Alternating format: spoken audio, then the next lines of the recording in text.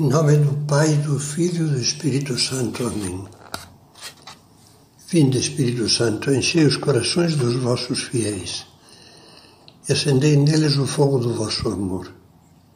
Enviai o vosso Espírito e tudo será criado, e renovareis a face da terra.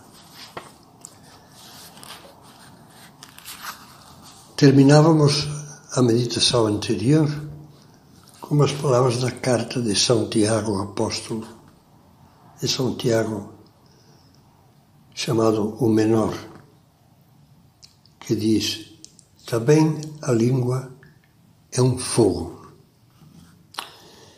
Existem fogos que purificam, aquecem e são fonte de energia. Existem fogos que destroem. A língua, como o fogo, é ambivalente. Antes de tratarmos das chamas, será oportuno, no entanto, que pensemos um pouco nas cinzas.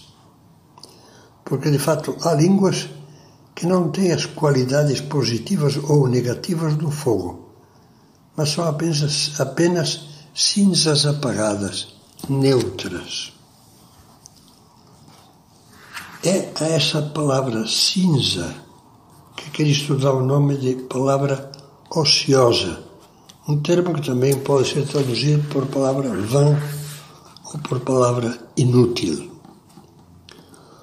O que impressiona em Jesus é a dureza com que se refere a esse tipo de palavras, justamente após ter ensinado que a boca fala do que lhe transborda do coração e de que o homem manifesta pela sua palavra o bom ou o mau tesouro que tem dentro de si, coisa que citávamos antes. Eu vos digo, são palavras de Jesus, no dia do juízo, os homens prestarão contas de toda palavra ociosa que tiverem proferido. É por tuas palavras que serás justificado ou condenado. São afirmações enérgicas, que fazem pensar e que talvez nos deixem perplexos. É natural que, ao ouvi-las, nos perguntemos se Jesus, ao falar assim, quis por acaso reprovar toda espécie de fala ligeira, sem especial profundidade e proveito.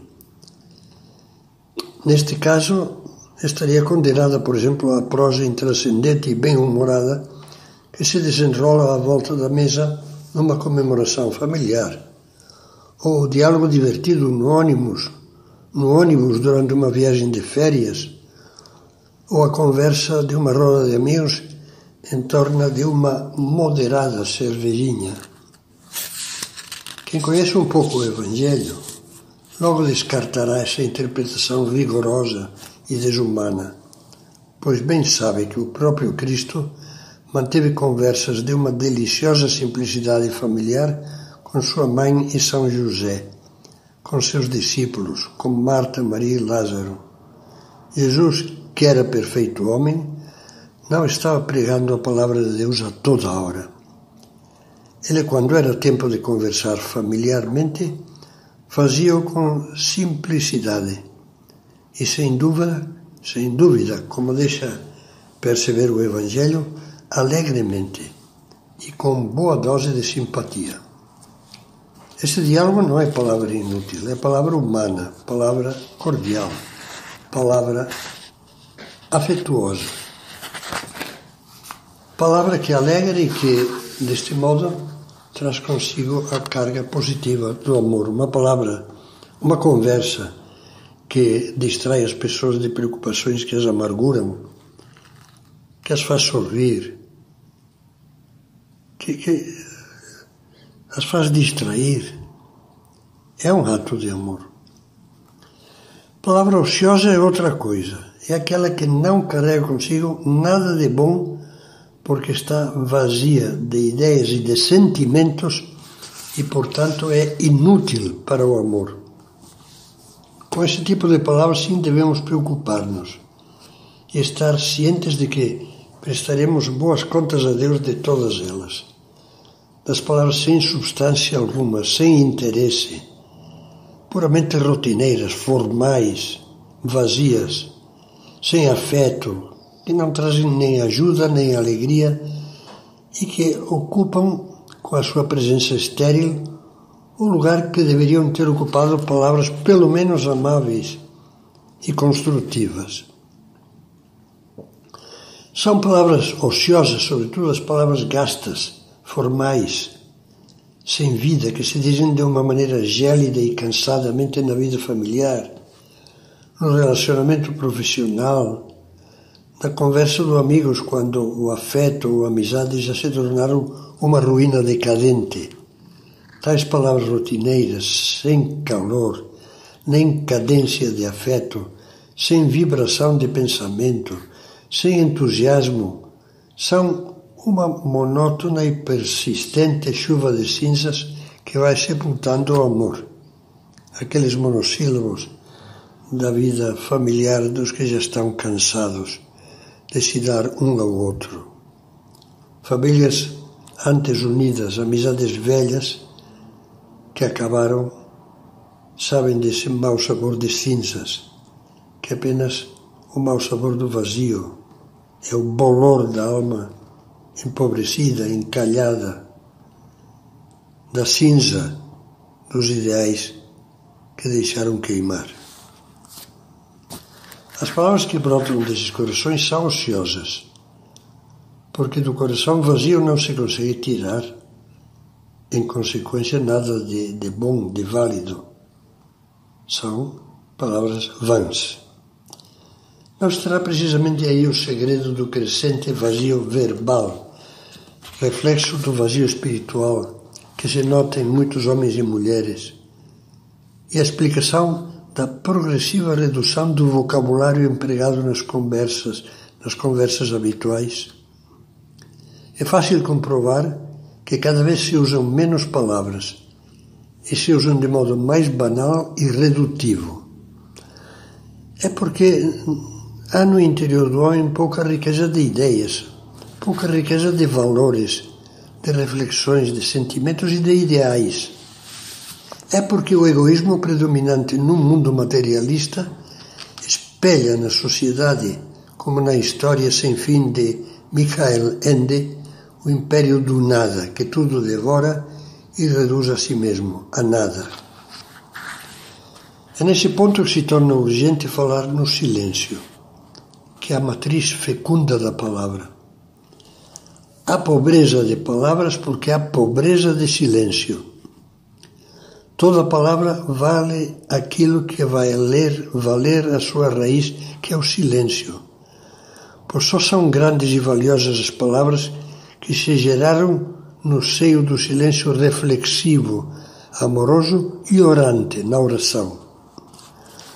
Muitos são os que mergulham no silêncio apenas para fugir, para dormir, ou utilizam 1000 técnicas a fim de atingir um silêncio simplesmente relaxante, ou exercitam a meditação com o pensamento bloqueado, suspenso num vácuo silencioso em que julgam elevar-se e apenas dormitam. Sem darem por isso, buscam a paz de espírito na cinza, isto é, no vazio, quando na realidade é preciso buscá-lo no fogo, ou seja, na verdade, no amor que vem de Deus. Só somos ricos se formos diante de Deus, se o formos diante de Deus. E se não formos, do gênero daquele rico miserável de quem Cristo dizia que entesoura só para si mesmo e não é rico aos olhos de Deus. Como andamos de riqueza interior? O que amadureceu dentro de nós no silêncio da reflexão, da leitura, que falta nos faz hoje a leitura, da oração? É nesse seio escondido que se vai formando, com a graça de Deus e o nosso empenho, é nesse seio escondido que se vai formando o verdadeiro eu de cada um de nós, aí no íntimo da alma do cristão, que sabe falar com Deus, que sabe calar diante de Deus, que sabe escutar lendo o Evangelho, lendo a Sagrada Escritura, a Bíblia. É nesse silêncio que se elaboram as luzes de Deus em forma de critérios claros. Aí, no silêncio sagrado do coração que reza, que ora, se formam as convicções, enraizam-se as virtudes. Aí, nesse silêncio da oração e das leituras pausadas, meditadas, aí se definem as linhas mestras da luta pessoal por melhorar cada dia um pouco mais. Aí instala o seu laboratório permanente o amor, mestre de alquimias que transformam penas em alegrias, dificuldades em estímulos e mágoas em perdão. Quando um homem ou uma mulher, por terem amadurecido no silêncio, se vão tornando ricos aos olhos de Deus, desse bom tesouro, podem ir tirando, sem ficarem pobres, nem serem nunca monótonos, palavras sempre vivas, que são como ramos viçosos, que irrompem em frutos por causa da seiva do amor, da verdade e da graça de Deus que os vivifica. Um grande conhecedor da grandeza inefável do silêncio com Deus, o convertido francês Ernest Psicari, escrevia: a esses grandes espaços de silêncio que atravessaram a minha vida. Ele se refere ao tempo que passou como soldado, como militar, em lugares desertos da Argélia, do norte da África. A esses grandes espaços de silêncio que atravessaram a minha vida, devo eu, afinal, tudo o que em mim possa haver de bom. Pobres daqueles que não conheceram o silêncio que faz mal e que faz bem com o mal, o silêncio que desliza como um grande rio sem escolhos. Por muitas vezes ele veio ter comigo como um mestre bem amado, e parecia ser um pouco de céu que descia até o homem para o tornar melhor. Então eu parava cheio de amor e de respeito, porque o silêncio é também o mestre do amor. Desses sagrados abismos de silêncio sai a palavra que dá vida, por ser reflexo e irradiação de Deus, de Cristo, que é a palavra e que é a vida. Quem dera que pudéssemos dizer como São Paulo: Cristo vive em mim, porque então Cristo também falaria pela nossa boca.